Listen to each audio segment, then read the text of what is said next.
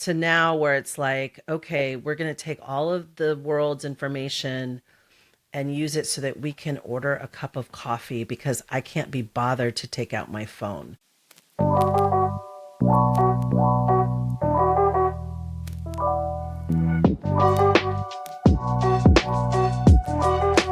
Every year, tech companies hold big conferences, giving the public a chance to learn straight from the horse's mouth what they're building and what we should be excited about as consumers of their product. But let's be real, the everyday user isn't watching these. It's the enthusiasts, investors, content creators, media, and probably the most closely is the competitors. And more, it seems like the presentations themselves have adjusted accordingly. Users are no longer the judge. We wait for the hype machine to tell us what to feel or what to get excited about.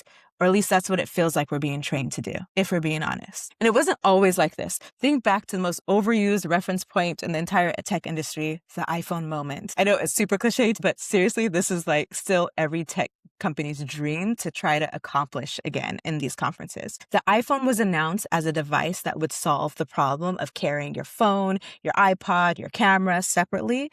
One thing, fewer problems, and expanded capability on top of that. Now it seems like we've gone the other direction. Every conference brings a new piece of hardware, a new accessory, a new thing to carry or wear or charge. And instead of, yay, finally, the reaction is more like, wait, how's this supposed to fit with everything else I already have?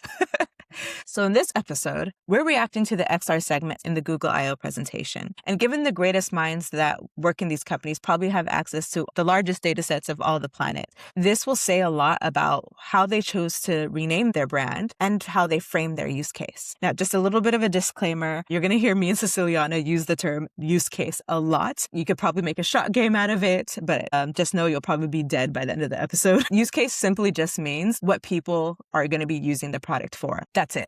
Okay, back to it. It reveals who they're building for. It reveals how investor incentives shape product vision, and it reveals exactly why so many of us who genuinely believe in this technology are just sitting there feeling like, meh. I'm Clorama. I used to work inside these companies, and I still believe in this technology. I just have a lot of questions on the real world direction, and I feel like that deserves an honest conversation. Thank you for joining us. Please like and subscribe if this is content you enjoy, and would love to hear your thoughts as well. So let's get into it. Hey, everyone. Welcome to the existential crisis of a tech enthusiast. My name is Clorama. And Siciliana, would you like to introduce yourself? Hi, everyone. I'm Siciliana Trevino, and I'm an XR producer, world builder, and the host of the Zero to Start podcast. And for folks that may not know, my claim to fame is building a first of its kind interactive podcast adventure game for one of the first smart audio glasses by Bose AR frames, the ones with the speakers on the handles here. So thanks for being with us today. Cool. Take it away. I should wear my Meta Ray-Bans too, huh? But mine's are broken because my dog chewed on it. So, but it's still.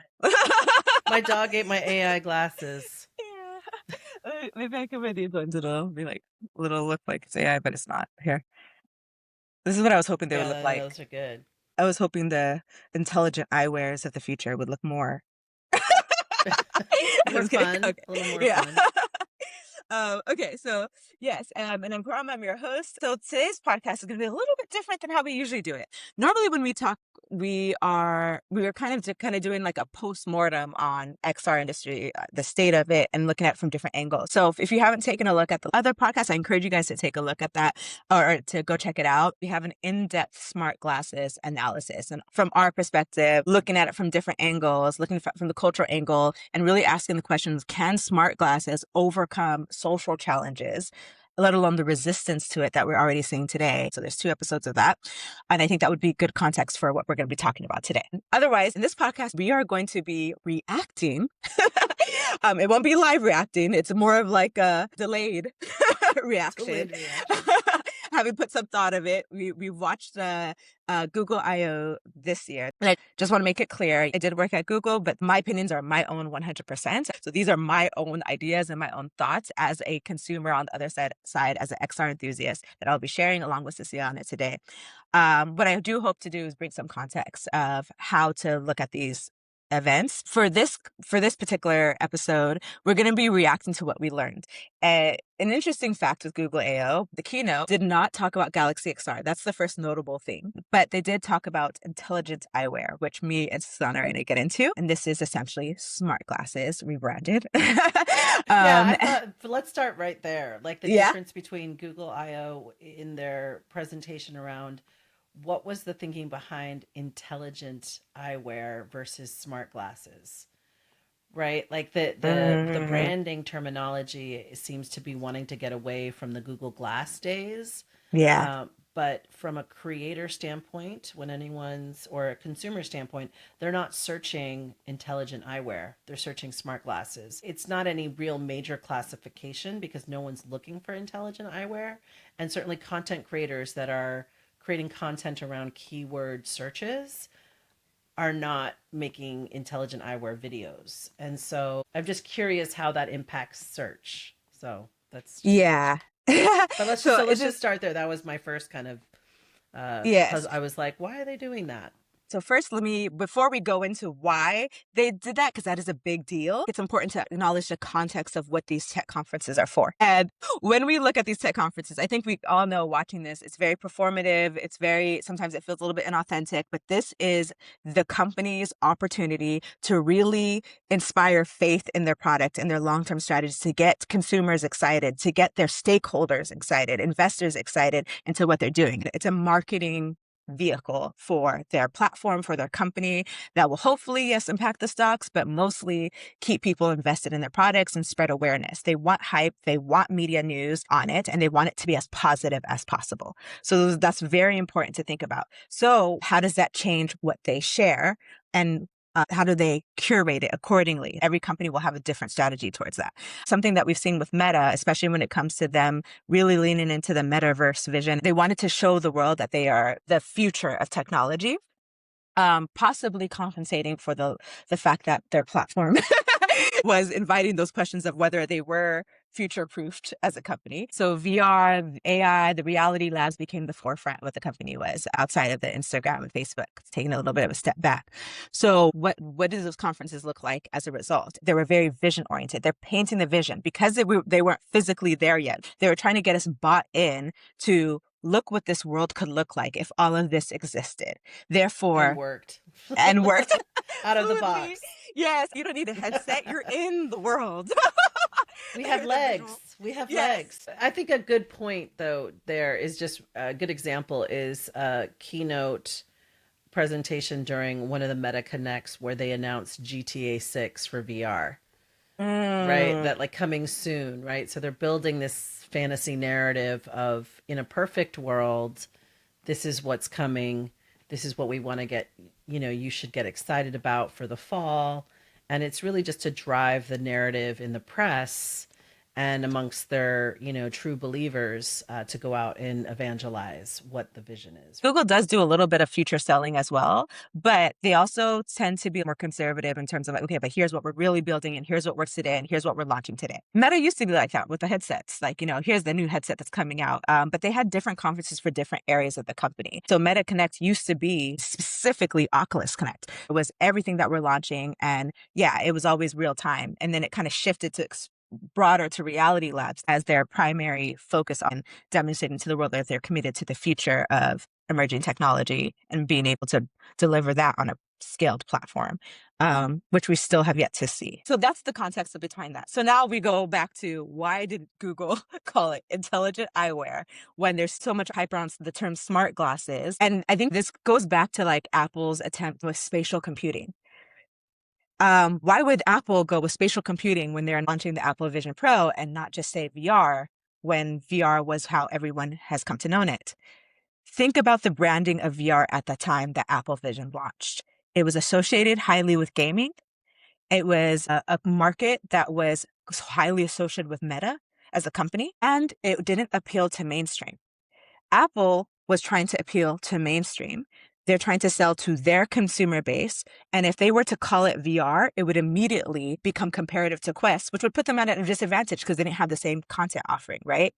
I think they were thinking it from a more user-centered way. People would look at it a new way in order for them to be attracted to it that keeps us competitively broader than. It's just a way to differentiate themselves from from the category. So they're in the smart glasses category Yeah. as intelligent eyewear. So, and also, it just Well, no, it no, no, sounds. it's not. But what I'm trying to say is they're trying to escape the branding that has already been Yes, but set for smart but glasses. they're still constrained by being in the wearable category.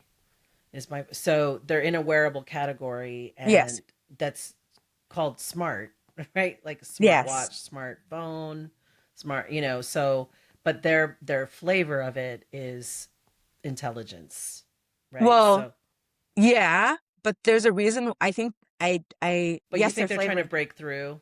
You They're think they're trying to trying to break away from smart glasses itself because smart glasses but has a lot that's of, but that I mean, yeah. okay, I would like to be in the room when they're discussing that because there's no way Yeah. you're gonna break your. It's like it reminds me of when Mark Zuckerberg said, "Well, it's not like the Winklevoss twins invented a chair.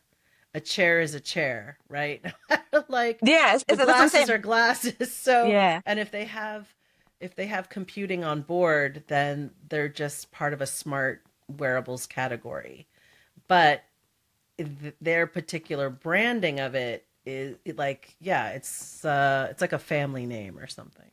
Well, that's the thing. It's not a family name. If that was true for Google, they would be calling their glasses intelligent watches. I mean, yeah. Intelligent, right? Yeah, Yeah. which so So it right. breaks consistency with that. So there's a reason why they decided to be inconsistent with that. That means they're trying to escape calling themselves smart glasses. Why? Because it makes them become immediately comparative to Meta's smart glasses, which is once again owning the thing. Plus, they would be dragged into the branding of smart glasses, which I don't think is very positive right now. If you were to enter smart glasses right now onto Google, I think a lot of it will come up privacy risk. A lot of it will come up Meta. A lot of it will come up like things that people are afraid of with smart glasses, the cameras and stuff like that The will then be harms yes, they would have to inherit it. So by saying intelligent eyewear, it sounds less threatening. uh, threatening. Thank you. It's It's less threatening. empowering, and it's empowering. Like, oh, these Yes. will make me more intelligent. And then they get a chance to create new narratives around their Yes, glasses. new It's a narrative. new, yes, it's a new language, now people will have to talk about their glasses specifically when it comes to intelligent eyewear. I mean, people are still going to refer to it as smart glasses, of course, They're just but or maybe AI glasses. Or, yes. my favorite thing was just how hard Meta went after changing their name to Meta, right? For the metaverse and rebranding Oculus, and everybody on Facebook would call it the Oculus. Yeah. No, that's so true. So I Like, just so yeah. people are going to call it what they want The versus. goggles too. That one was really Oh that yeah. I hated that one. I got into That one I so was many like, weird fights about yeah. that. I was like, but everyone calls it goggles. I was like, where did that come from? Nobody Who calls it started that? goggles. It's almost like a little way of like dumbing it down. Like maybe I some don't get people to were, decide. it's just goggles. Yeah, exactly. Maybe that's how people are they're thinking about it. Or when it lands in the public, how they want to interpret it Again, is and yeah. that just ties right back into glass holes also, right? It was Yeah. like with Google Glass, it was like the public decided what they wanted to call it, and in the end they Yes. couldn't really overcome that. Yes, exactly. That's true. So call it intelligent all you want, Yeah. but See, this is another reason why I think they were trying to escape the negative branding because you just said AI glasses. Like, why didn't they just call it AI glasses? Everyone's starting to hate AI right now. Right?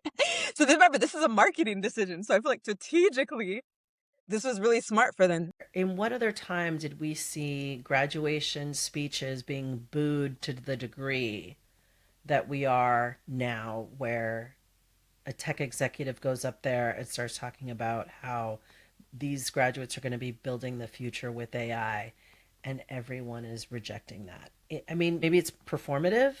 Maybe they're booing to boo, and they're going to go ahead and just take those jobs. Or those jobs aren't available because AI has them. Yeah. I think people just don't like being told what they're going to do or not. Like, I think we live in a day where you're supposed to be able to choose whatever you want and what makes you happy. And I think it's very weird how the tech industry is being like, AI is changing everything. Learn AI now so you don't fall behind. But it's also like forcing people to feel pressure to adopt something that they don't even know why they should adopt it. And they're seeing all these jobs being eliminated because of it. And they're hearing all these narratives of how much it can be threatening to our society and it's hurting the environment. And it's in alignment with a very controversial presidential leader who is funding this crazily. People are seeing this concept of AI, the branding around it has become like it's a little bit of a for who? AI for who? We don't see the tangible benefits of it in society. We see how it's benefiting these companies. Well, it doesn't read to what's really happening out on the street, right? So It's like empathy gap. It's a little bit like that's what I'm saying. The tech industry seems a little bit out of touch. that's for another show. Yes, it's Okay. for another show. There you go. From my perspective, the intelligent eyewear is their way to have a clean slate branding for this product offering in a landscape where saying like AI glasses or smart glasses, if somebody were to Google search that, or no pun intended, might see all of these negative associations that are becoming surface level conversation in the public narrative. The fears, the comparison to Google Glass, it just kind of brings up a lot of baggage. So intelligent eyewear to me is their attempt to have a strategic, clear, more appealing, clean slate. Do you feel like, do you have a different conclusion that you're jumping to? I agree. I Okay. agree. Yeah, it's a way to differentiate their style and approach to building these devices. It's aspirational, right? Intelligence versus being smart. I mean, I think it's an interesting division, and it has Yes. a lot of connotations that they're trying to get away from. But any mainstream consumer is not going to pay attention to any of that. They just want to know if they can watch their favorite movies. They just want to know what it can do for them. They don't Yeah. really care that it's called smart or intelligent. There might be some subliminal things going on, but for the most part, Yes. again, back to our point of like, people are going to call it what they want. So now to the next topic, which you just said, people care more about what it's going to do for them. So this is what I found interesting about what I liked about the presentation. The VP, Sharam Izadi is his name, who led this presentation. He says the whole premise of this product, Intelligent Eyewear, is to deliver help in the moment. It would still be connected to your phone in the sense that I believe that sounds like there will be an app companion, and it would be hands-free help. So you can use voice commands, you can talk to it naturally and ask it to do things. And then it will have an agent that will do the task on your phone. For example, when you're ordering this coffee, it'll be able to go and perform the task. You still will need to go to your phone to confirm it or to add tip as shown on the video. It's a little modifier. So as much as it's hands free, you still might have to use your hands. Well, well, no. To confirm the payment and add the tip. So that's how they describe delivering that help in the moment through those three mechanisms. But it is audio glasses with Gemini as the AI capability that you are listening to and you're speaking to and asking these questions. It's your helper. It's your helper in the moment. And the demo they showed was of an associate getting a coffee. They did. I mean, I was just like, wow, the innovation. When you think about how cool Google was when it first came out, like it was so different than anything you'd seen on the internet. It was just a blank page and you could just search. To now where it's like, okay, we're going to take all of the world's information and use it so that we can order a cup of coffee because I can't be bothered to take out my phone. And I'm not trying to be, I'm not, there's an ableist component to this, right? Because there's people that cannot, you know, look at their phone, or there's other sort of things. I see how this can help people, but when you look out the window and gas prices and food prices and car prices, like Americans can't even afford a brand new car anymore. People were buying and replacing their cars every 5, 6 years, 10 years. And now they're outpriced because of the political climate, because of resources are expensive, beef is expensive, eggs are like a more realistic thing would be like, where is the place I can get the cheapest gas? right? Mm-hmm. Like where, like, you know, so that's gonna. Oh, that's on point. Yes, So yes. The I'm use like, cases they chose definitely but if, reveals. Yeah. but if you really want to take me out and like be smart, why don't I have glasses that help me understand how to talk to my dog? Right? Why don't I have Mm, a pet translator that says you're overfeeding him sweets or something like that? yeah. Right? Like things that can help prevent calamity or harm. That was the thing that I thought was like, wow, I get that it's difficult to do demos like this on stage, but being sold on a future where it's like my glasses help me order coffee, not really that inspiring. Exactly. Not compelling. It's Yes. just not a compelling future. It's like Yeah. we're literally talking about people's civil rights are being violated left and right, and all kinds of like chaos is going on Yeah. where you can't even look at the news anymore because you just can't keep up with every single dumb thing that's going on in this timeline. And now I'm like, "Oh, let me put my glasses on and order a coffee or have my glasses connected to my email, my DoorDash account, all of these things where I'm just happily giving them all my information when I don't really know what they're going to do with that and how they're going to package it. Yeah. Like, how did ordering coffee become why was that chosen to be Is that the how is winning that use case yeah, it's not disruptive, one. Number two, it doesn't translate internationally. Where I live in London, um, the 10-minute walk from me and the tube stop, I pass by 17 cafes. So in my mind, as a Londoner, and I feel like this is 99% of Londoners, I don't know what scenario I would want to order my coffee online or on my glasses when that'll take longer than me just going in and just whatever. Like, I don't know what advantage that's going to bring to me. So that doesn't translate here. That works in Silicon Valley where you have to go from A to B. oh my You're in your god, like automobile from your home when you're meeting up with your friends to go hiking, which again, very Silicon Valley activity. You have to drive on the freeway. And so being able to like, okay, find the nearest coffee, drive to it, like that all makes sense, but it doesn't translate outside of that. it kind of just put it like it just pops a hole in the bubble a little bit of like Mm, you guys are so into whatever world you're in that you can really see like or maybe you're trying to offer some kind of alternative for people that have an extreme amount of privilege, yeah. but for everyday people they're just going to be wearing them and saying I have these glasses.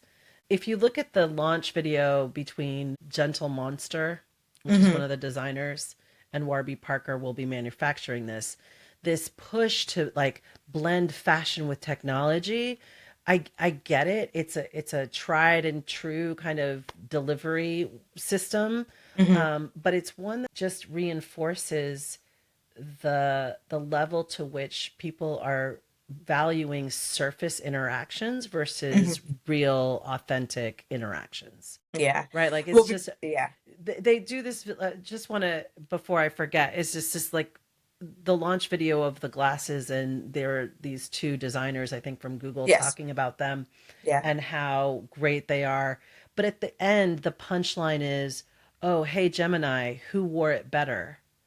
And that to me just undermined everything they were just trying to sell about the glasses because it's not a competition, right? It's a way to connect more to the world, but only just to know who wore it better, Yeah.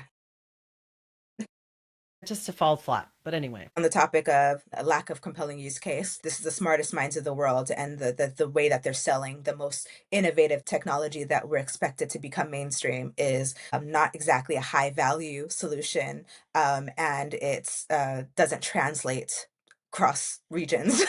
Maybe it is a little bit more of a American space, but I love what you just said. Like, where's the cheapest gas station? Maybe they want to stay out of political conversations, which is fair, but Americans who are struggling through inflation times. Like, not everyone wants to get a $6 coffee, but everyone does drink coffee. So I think had they tweaked it to be like, where can I get to find the cheapest coffee? Might have emotionally appealed to a lot of people without having to be controversial. So I think you're right. I think that's something that was missing in that use case. And it was a very missed opportunity to really, really get people's attention on this, talking in it that's outside already of the tech bubble. whenever someone talks about the economy and about, so well, the stock market's doing good, but that's not the economy. The pundits always go back to Americans, people around the world believe what's in their wallet, or they want to avoid like looking at what's in their wallet. And so what tool is going to help me bridge that gap of like helping me understand better how to save money in a difficult Mm, time? mm, Um, but innovation is not going to speak to a lack of, and speak to anyone's lack, right? It's all about yeah. empowerment and what, and the tools, and looking better, not necessarily being better.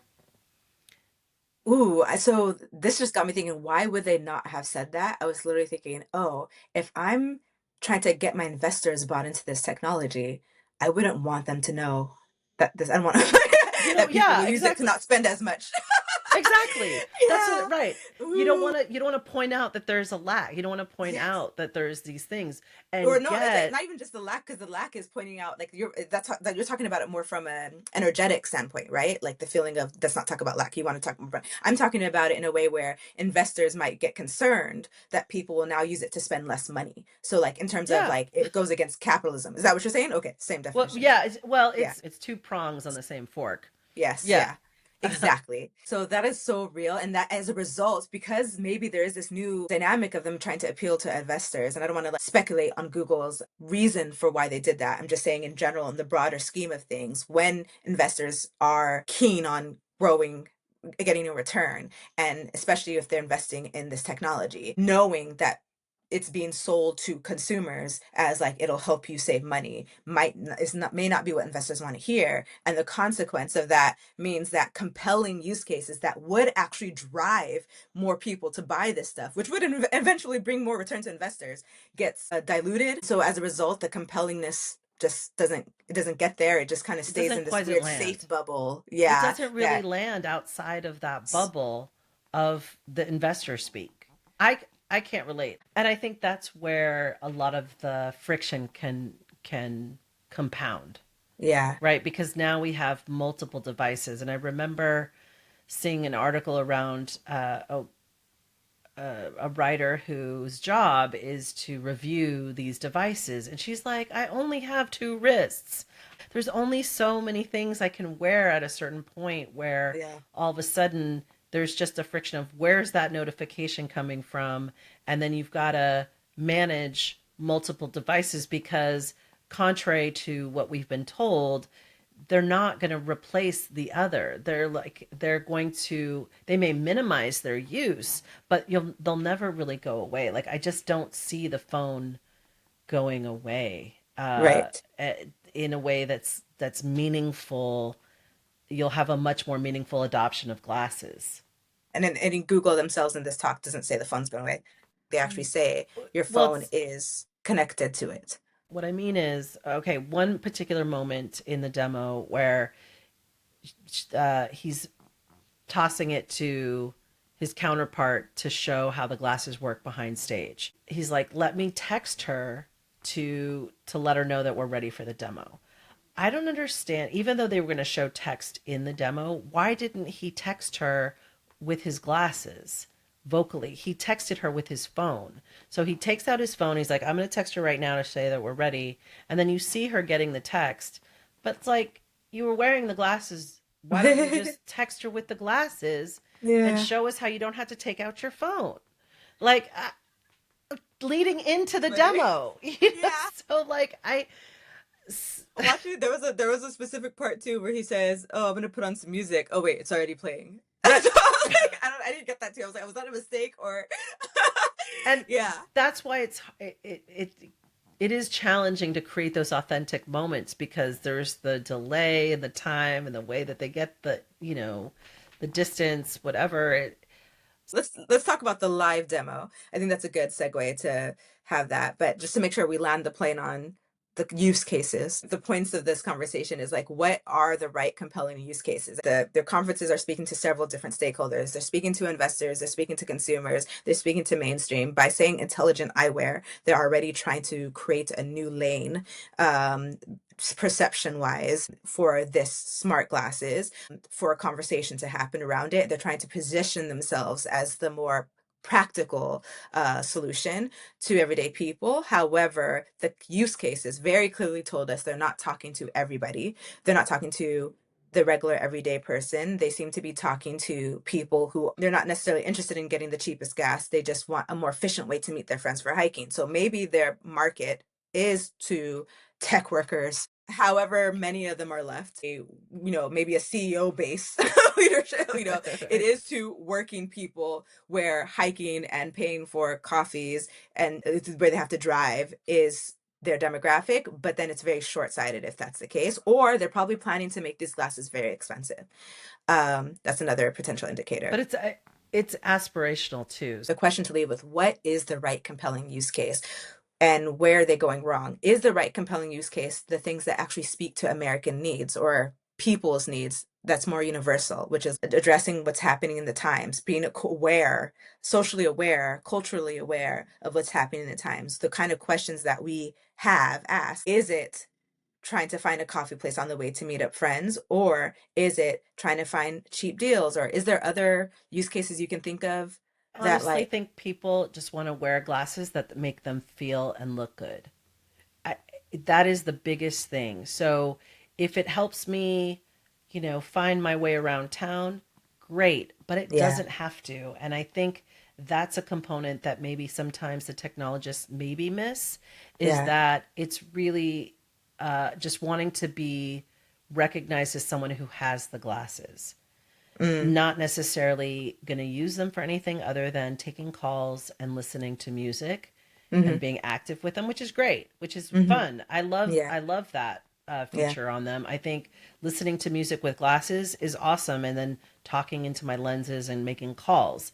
yeah, But it's more just that it's it's who they identify the brand with, right? People that are customers of Warby Parker don't really care what the glasses do. They're Warby Parkers, right? Or it's Prada, it's Gucci. It's they care more about the label than what it does for them, other than be a signal that they identify with that brand mm, or even just the stories those brands tell. mm, So when you get a luxury purse or something like that, they'll spend whatever amount of money they need to spend to feel a certain way. So I don't, mm. yeah, and that helps them, right? That's what's going to help them is their confidence in general. So Okay. that's Yeah. That's actually good insight because I'm not a sunglass person or a glasses person. I'm very lucky that I don't have to wear glasses, but and I'm also have never been a sunglass wearer really. So I don't oh, understand okay. that market. Uh, I love So glasses. Yeah, I mean, I'm definitely as I've gotten older, yeah. I care more about just having a nice pair of fashion sunglasses. I used to really Interesting. be into fun, different kinds of glasses, and just I my favorite thing was buying gas station sunglasses. So, Really? oh yeah, I'd be like, yeah, when I drive it because when I was going to school, I'd go drive up and down the five all the time. So Yeah. I always needed sunglasses. And anytime I stopped to fill up my gas in, the valley or somewhere, Yeah. I'd be like, oh, let's see the gas station sunglasses. And so I would Oh, just be like buying weird random glasses for like $6.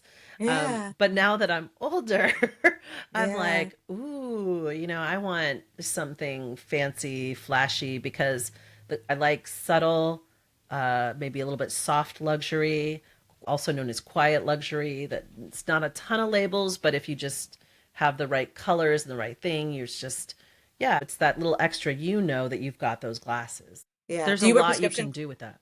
And I do Yeah. wear prescription glasses. I'm wearing contacts right now. Oh, you wear contacts. Do this intelligent eyewear sound appealing to you? Not really, because I don't want to come to depend on something that if I go without it, I'm going to feel stupid. Oh, dang. Like I'm gonna come to rely on these glasses so much for like, oh, where's this? Oh, where's that? And then if I lose the glasses, I Yeah. feel like I've lost my identity Ooh. because that's what happens when people identify with their Yeah. their gear, right? Oh my gosh, that's so true. So, now that I have a Fitbit that like counts my walks, you know how it, Yeah, you have to need to charge it every 3 days. So there are times where like I'm just charging and I'm like, oh shoot, that's when I had to go on this walk, or that's when I have to do it, and I'm like, right. oh maybe I won't go on the walk because I can't track it. Yeah, because it won't count. It won't count. Like Yes. you, Or it's not enough that you know you did it. You want to see like your the data, or progress. I want it to, yeah, I want it to count towards my weekly goals. I want it to Yeah, show, I want proof that I did this, or else it doesn't look like I did much that but week. And that then like, becomes and I lose the excitement in the walk. I lose the motivation to keep walking, which now means like, oh, I've offloaded my motivation for long walking, not because of my health, to the they data, just to got be you. able to see the They got numbers. you. They got you. Yeah. No, Yeah. I think that's I think the fear is that one, yeah, there's this whole perception of, oh, do these glasses make me look smart? There's a part of you, you start to identify with your devices. Just take away your phone for 5 minutes and Yeah. see if you're like, something's missing. What's missing? And it's like, I don't need any more of that than I already have. And I certainly don't want to be providing any more contextual information that can be repackaged in some backdoor way and sold on the black market. That's what goes back to the whole root of this existential crisis of a Yeah. tech enthusiast is Exactly. we love this stuff coming out. We're waiting, we're looking, we're like, what's this? Oh, what's the new colors? What's the new this? And I can't wait to get it. And I'm the first in line to get it because I can say that I got it. And that's my whole personality. And that's okay. Yeah. But when you start to dig a little bit deeper, you're like, what are we giving up for that? And Yeah. I think for me personally, it's more and more to the point where I'm actually looking for digital detoxing and all these kinds of interventions to let me get back to what's going on internally and not Yeah. so reliant on the way I feel people perceive me because I'm wearing a pair of glasses. Ooh, so I think the nail we're hitting here is people are not asking for another new smartphone, another new intelligent thing. We're probably hitting a point where it's getting fatiguing, and we're Yes. outsourcing, and these companies are trying to create a dependency on a new platform, a new hardware, just to continue to, for To business drive market reasons. share. Yeah, because they Yes. have to capture new market share. They've saturated the mobile phone market. So now Yeah. we have to look for new verticals.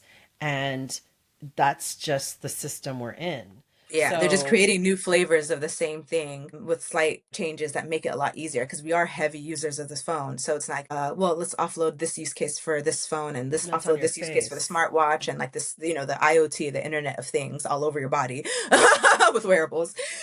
But what happens is, and what we know, and so this is how we can sort of maybe predict the future a bit, is looking at the pattern of, oh, everyone talks about the internet is so not operable the way it was in the beginning. Like in the early days, it was fun. It was something that you used an escape, and now the real world has become the escape. It Yeah, seems like from being yeah, online and online used to not have any real world impacts the way that it does now. Everything that yeah, happens online sometimes in some ways is more real than what's happening in the real world, right? yeah. The speed at which people can get information and make decisions. There's a collective fatigue over being online, but we're dependent on it, so it's really hard. If there's one more new thing, maybe people are like they can't do it anymore, but taking breaks, leaving, like everybody's coming away feeling like, "Oh, I want to go do analog things now." I want to like that's become starting to become more in fashion. I think I don't Right. know if we mentioned this before, but like people are wanting to watch VHS tapes now or things like that, or go to the movies again. They're like, I can Um, own, wait, I own this? Like I actually have a, yeah. right. And There's that's no, that's not too far off to how humanity is in general. If you think about we built houses to get out of the forest and living in the wild, and now we go camping for fun. good Like point. maybe it's just that same thing, but in a microcosm of that or macrocosm of that with tech. Um, where tech is like, yeah, we're in it, but we need the breaks as much as possible. But dang, how much more can we take? Maybe that just means you haven't heard a compelling use case. Like if you had a compelling use case, No, it's a lot more than that. Duplication for sure because of the contextual awareness. This is what I'm saying is yeah, that yeah, yeah. like it's entrenched deeper and once that happens, it's Oh so much yeah, harder to get out of it is what it yeah. so that's what I mean. It's like Once you feel like you have a real life assistant who's there to deliver help in the moment. and then if I That don't pay, dependency. they're just going to unplug it and Ooh, now yes. I'm left with like a void that I have to like yeah, then That's what I become a feel about global monk Google Photos. I'm mad I'm or starting to something. pay for those accounts. Well, but to a separate point, yes, and I hear what you're saying. So it's like when you store all your photos in the cloud, but as my husband likes to say, is like, is there a price on your memories? How do you put a price on your memories? Well, there So wasn't a price before. It was free. I guess you had to develop. You did used to have to develop your film. Like you did have to pay for every all your. Yeah, it was expensive to buy a it, camera, and then you would have to pay and for you have to go wait. to There was the go to cost time and you had to issue. wait. But then it Hmm. also You'd meant like save. now you can't do anything without thinking about a phone. Like you said, like even you having experiences. Oh, I have a great experience. Oh, and your phone's dead. Oh, that's what happened to me yesterday. I was at the Arsenal parade. And I had only 20% battery because I did charge it, but I think I woke up and I think I did one of those like 3 hours of doom scrolling or whatever. And then, Did one of those 3 hours yeah, of doom you know how those scrolling. go.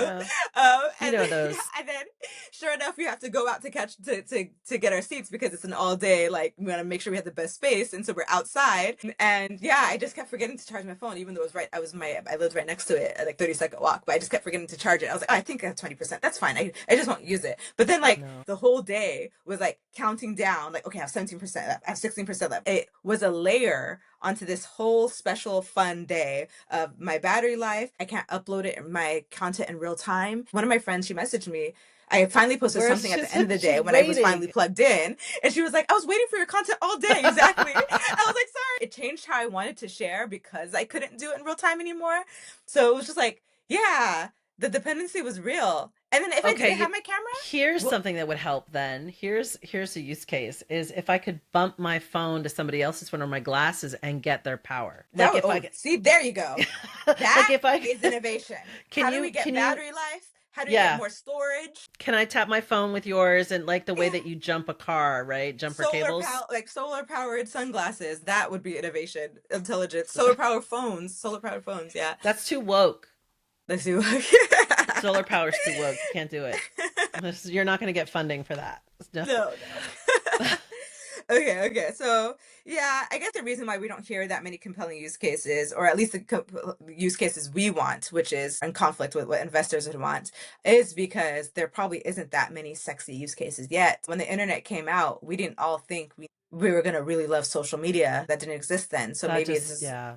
this new That form factor of a technology vehicle with the internet, maybe a developer is going to create something that changes the way we interact or connect with smart glasses in a way that we can't see today. And until that happens, it's just another natural language assistant, which is nice to have in real time. So your chat but it's GBT in not real really time like to me it's just not or that Claude. groundbreaking. Although I will say, I mean, what was compelling for creating War of the Worlds interactive podcast was this idea that you'd be walking by a certain area or wherever you were, you would get a ping like, hey, do you want a discount to try this new coffee shop? Again, it's advertising, all supported by Yeah. advertising. It was the misdirection, right? So you'd get this Yeah. alert like click here, and then it would launch short little bite-sized games that you would complete to get the free coffee.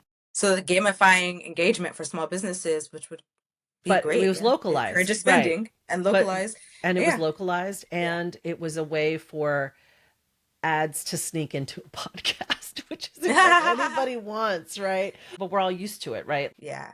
Nobody wants ads, but nobody wants to pay for things for the I'll most part. play a small fun game that tests my meme trivia to get a free local place that's going to support a local business. Yeah.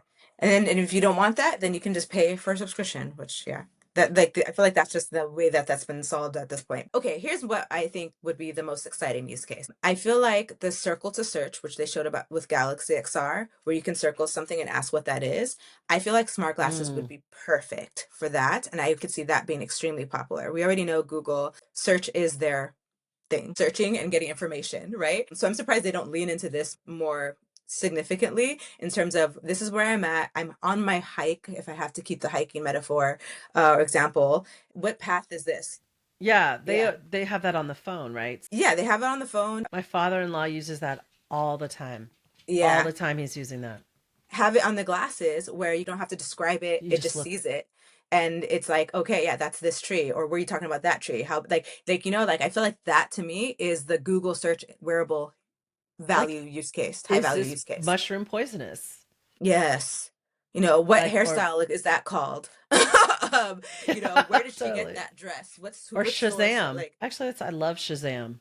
I would just be like, yeah. oh, Shazam's a song, because I always take out Shazam too late. That's a real problem. It's a Yeah, real problem. yeah. That's a good one. That's another exciting use case. Like, hey, whatever. What song is this? That's Yeah. amazing. That's why don't they show? Oh, girl, they should be paying us the big bucks, I shouldn't they? know. Yeah, no, I love that. Or you're in the True. library. Can you show me the review for this book? Like the one that says why, the rules of life. I'm looking at a book right now on my shelf that says the rules of life. What's the reviews on it? Oh yes, this book was written. Like having that in real time. That is where it's supposed to be at. I just be like, can you read the end of this book for me? I just want to know the end. Yeah. So Okay, that all would right. make So me feel okay. very smart.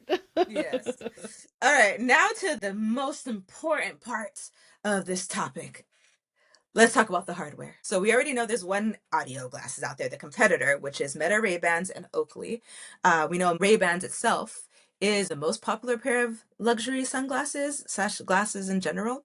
They're pretty iconic. Yeah. Yeah. Oakley is in the athletic gear, and Ray-Bans is very much a fashionable, iconic statement, but it's also very popular. So we know that they can't double dip. These companies are competing. Google's going to have to look for other competitive thing, and I think they went the numbers game. They are collaborating with 3 partners. They have Samsung, which is doing glasses, which I don't think has done glasses before, so that's going to be interesting. And then, like you said, they have Gentle Monster and Warby Parker. Now, I'm not a sunglasses consumer, but please tell me, do you think those were like very appealing companies or compelling companies? Warby Parker is a disruptor in selling. I think they were primarily selling online first, Mm, and just a lot of different styles. They're very price point friendly for most everyone, getting market share through their price point and through their online selling. Not super familiar with a Gentle Monster, but you're collaborating and leveraging the best of the fashion side of glasses and looking mm, good and feeling mm, good.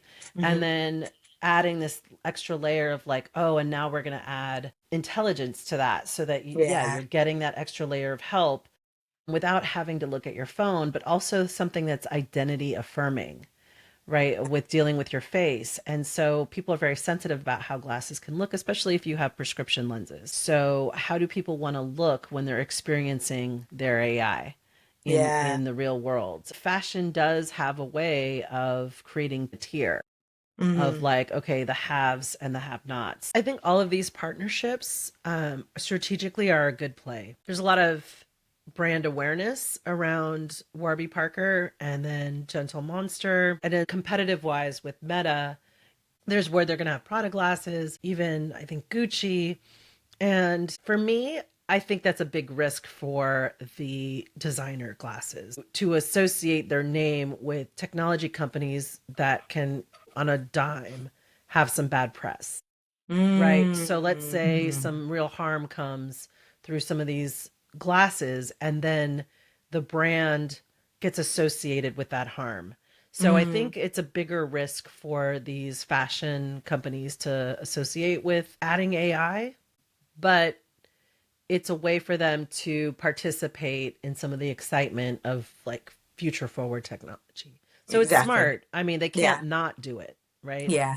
I mean, I'm sure they have contracts, like limited contracts, like 1 year, 2 year, or just this product line, just to see how things go. And they could probably back out at any point if they need to. Well, with Meta, they bought like a stake into Luxottica. So Luxottica is the parent company of Yeah. Ray-Ban and all Oakley and all of these glasses. They're the largest company for glasses. I think buying a stake is just to show how serious they are and wanting to really own the space and have a real say over the decisions that the company makes and blocking obviously other partnerships. Okay, so what did you feel about the new hardware designs? I don't know if they showed all 3. I'm not a sunglass consumer in general. It's just like I feel like they. But you wear yours out of convenience because you like being hands free.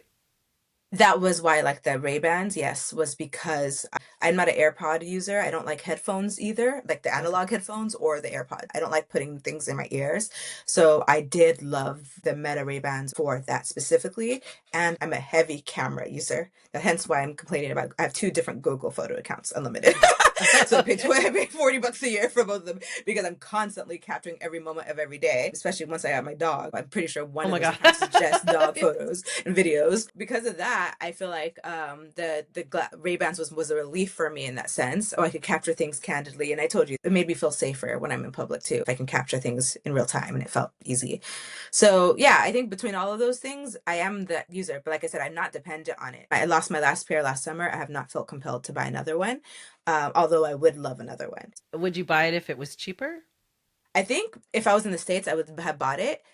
Because I'm in London, I don't like the idea of paying the same number in pounds because then I know I'm overpaying. You know what I'm saying? Okay. But with that said, I have people from America come visit me all the time. Like I saw my family when went to Switzerland for my birthday, so I could have had them buy it for me, but I was like, I know I'm gonna lose it again in 3 months, so it wasn't like a big deal. But I'm sure if I was in the States, I would have bought it. Yeah. Okay, just to piggyback on that a little bit, I when I was thinking about mass scale adoption of sunglasses, of smart glasses, at $300, $350 a price point is not necessarily something that I'm comfortable with just using as a disposable item. And it's very easy to lose things, and then It's a pain. It's a hassle. so with that said, going back to this hardware question, so I think like what you said about earlier too, about the beauty of it. Like I was actually surprised they kept articulating, oh, it's about beautifulness, it's about beauty, it's about aesthetic, it's how to design something that feels or expresses your, because that's the thing, right? It's expression. It's not, I mean, I think some people But could see it's it as like a class indicator, or social class but it's indicator, and how much. identity. It's something that affirms your identity. Yeah, it defines your face. How does it make you look? How does it make you feel? And some people want to feel or look rich, and some people just want to feel like it expresses exactly this quirky look I'm going for, or a smart look I'm going for. So, you Alternative know, look, or yeah. yeah, it's a way to enhance, what you're wearing or how you're feeling that day. It's a way to express yourself. Yeah. Yeah, and the good news is that there are three different options. So you'll have your pick, and it sounds like they'll all do the same thing. And the apps will work for iOS and Android. So that was nice and inclusive of them to do that.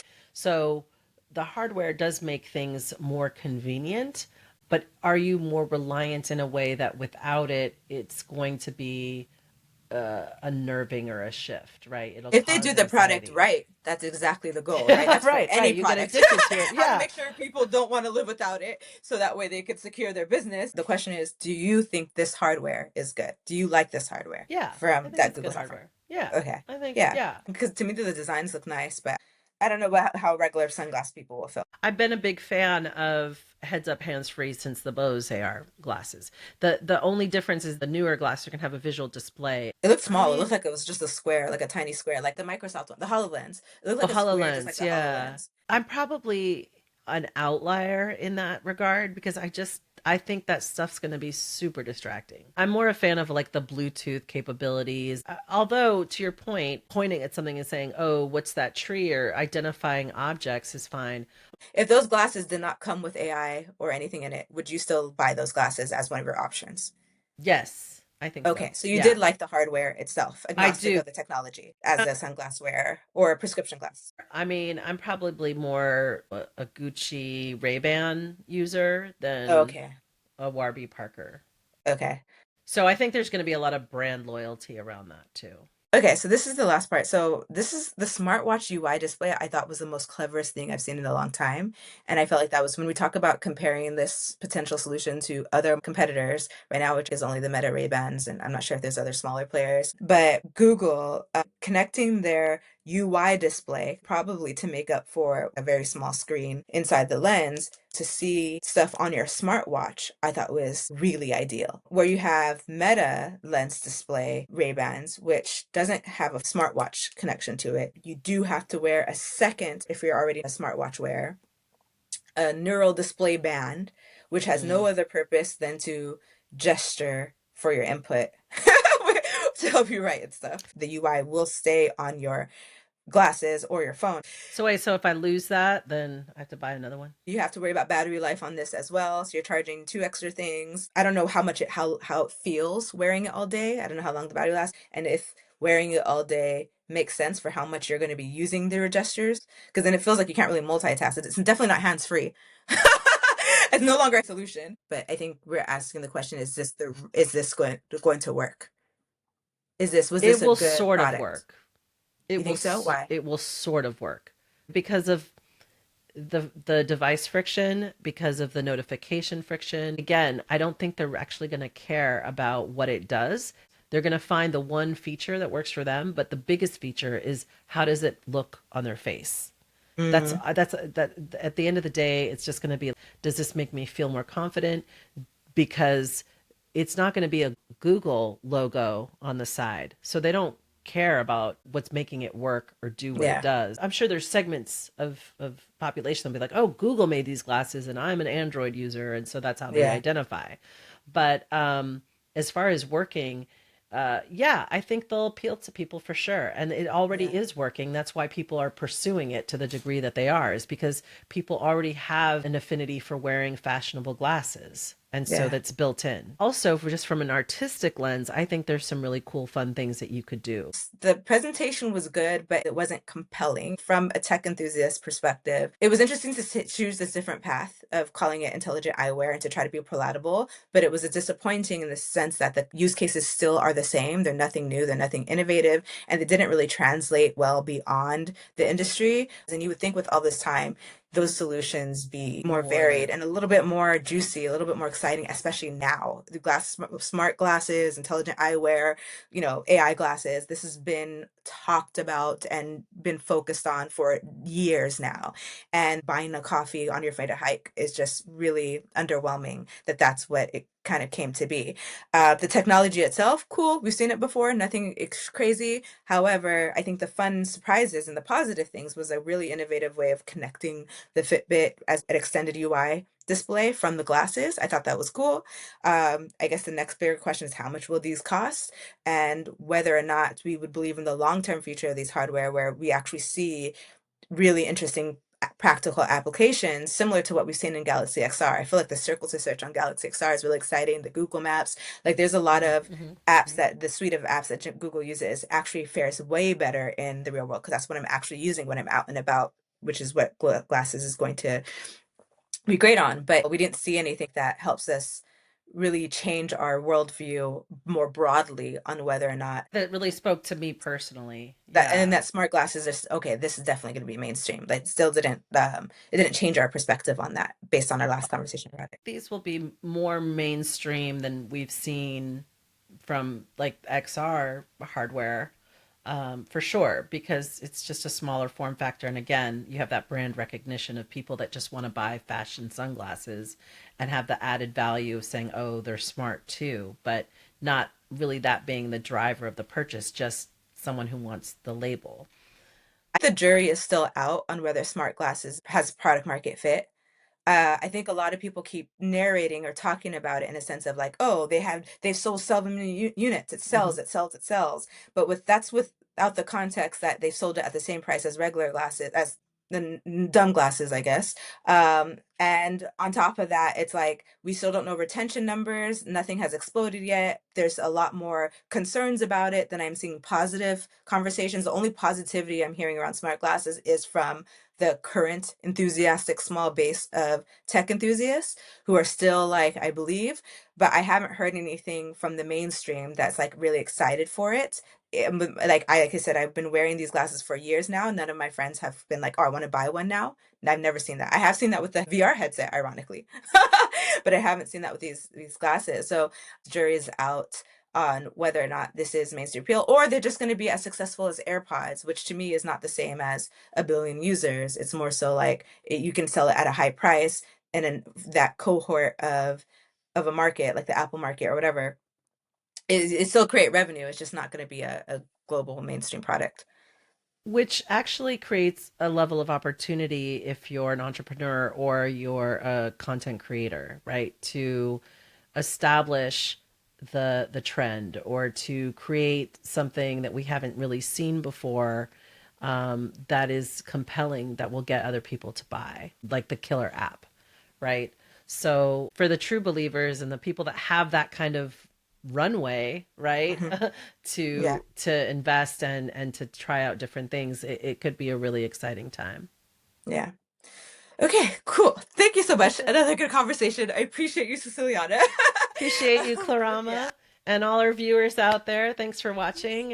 And I forgot to say this in the beginning, but if you enjoy this content and you want to hear more, or if you just enjoy watching two smart women talk about technology, or if you can relate to any of this stuff and you want to see more of it, please like, subscribe. It really helps our channel. We're not getting paid for any of this. That we don't have sponsors or anything like that, but we just We're enjoy just sharing having these fun. insights and having a good conversation. And hopefully you take something away that's meaningful, learn something. And we'd love to even hear from you in the comments what your opinion is on this stuff.